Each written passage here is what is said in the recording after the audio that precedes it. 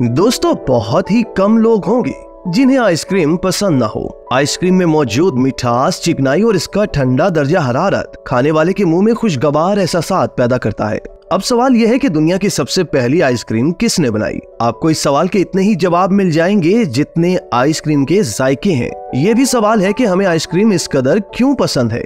ये एक संजीदा साइंसी मौजू है। तशक्कुर डिजिटल की वीडियो में खुशामदीद। नाज़रीन, मुहक्किकीन ने आइसक्रीम के ग़िज़ाई फ़वाइद के साथ इंसानी सेहत पर इसके मुज़र असरात के बारे में जांच की है। आइसक्रीम हमारे मूड को कैसे बदल देती है, इस बारे में कई तहकीक मौजूद हैं। सन 2021 में लंदन के इदारा नफ्सियात की एक तहकीक में सामने आया कि आइसक्रीम का सिर्फ एक चमचा खाने से हमारे दिमाग के ऑर्बिटोफ्रंटल कॉर्टेक्स, वो हिस्सा जो फैसला साजी में हमारी मदद करता है, मुतहर्रिक हो जाता है। दीगर तहकीकात में सामने आया कि आइसक्रीम में मौजूद प्रोटीन और चिकनाई हमारा मूड बेहतर कर देते हैं और हमारे जिस्म में मौजूद सेरोटोनिन, वो हार्मोन जिससे मूड अच्छा हो जाता है, की सतह भी बढ़ जाती है। दोस्तों, म्यारी आइसक्रीम में प्रोटीन और चिकनाई की मिकदार वैसे भी ज्यादा होती है। आइसक्रीम की चाहत में इर्तिका का भी एक अहम किरदार है। इर्तिका से पता चलता है कि इंसानों को बाकायदगी से मीठी चीजों की ख्वाहिश क्यों होती है। आइसक्रीम की तारीख कहाँ और कैसे शुरू हुई, ये मौजू खाने के तारीख दानों में बहस का मौजू है। एक बात पर सब मुत्तफिक हैं कि आइसक्रीम बिजली और फ्रिज से पहले की इजाद है। वो सकाफतें जो बर्फीली जगहों पर पाई जाती थीं या उन्हें बदलते मौसम के साथ बर्फबारी का लुत्फ हासिल था, उन्होंने किसी न किसी शक्ल में मुंजमद मीठे और शरबत की इजाद जरूर की है। इन मीठों और मशरूबात को आइसक्रीम का पेश खेमा समझा जा सकता है। कहते हैं कि पहली सदी में रोमी शहंशाह नेरो अपने मशरूबात को ठंडा करने के लिए अपने खादमों को पहाड़ों पर भेजते थे कि वो जाएं और उनके लिए बर्फ जमा करके लाए। तारीख में कुछ रिकॉर्ड्स के मुताबिक कदीम चीन की तांग सल्तनत दूध से बनी मुंजमद डिश को शौक से खाते थे। आइसक्रीम की आलमी तारीख पर मबनी अपनी किताब आइसक्रीम एक ग्लोबल हिस्ट्री की मुसन्निफ लोरा बी वाइस कहती हैं कि आइसक्रीम का मुरक्कब गाय, बकरी या भैंस के दूध को सड़ा के और गर्म करके बनता था। इसकी साख्त और जायके के लिए इसमें आटा और काफूर मिलाया जाता था।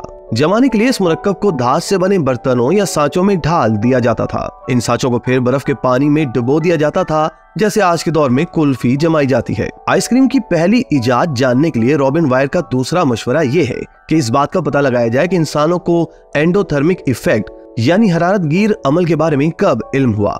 एंडोथर्मिक इफेक्ट के जरिए इर्द गिर्द की गर्माइश किसी चीज में जज्ब हो रही होती है, इसलिए आइसक्रीम में नमक मिलाया जाता है ताकि आइसक्रीम का अपना दर्जा हरारत नुक्ता इंजमाद यानी 0 डिग्री सेंटीग्रेड से नीचे आ जाए और इसे इर्द गिर्द की गर्माइश की वजह से जल्दी पिघलने से रोका जा सके।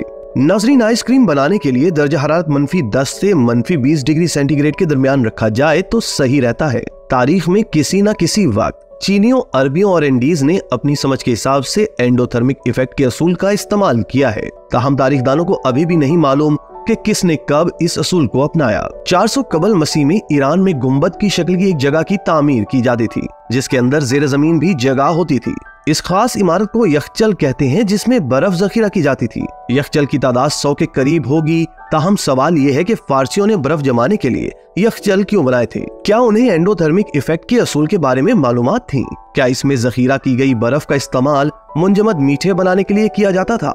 नाज़रीन, लंदन की लागोर्ता आइसेंस की बानी किटी ट्रेवर आइसक्रीम के नए जायके तहकीक करने में माहिर है। वो आइसक्रीम के ऐसे जायके तख्लीक करती हैं जिनमें फल, सब्जियां और जड़ी बूटियां इस्तेमाल होती हैं।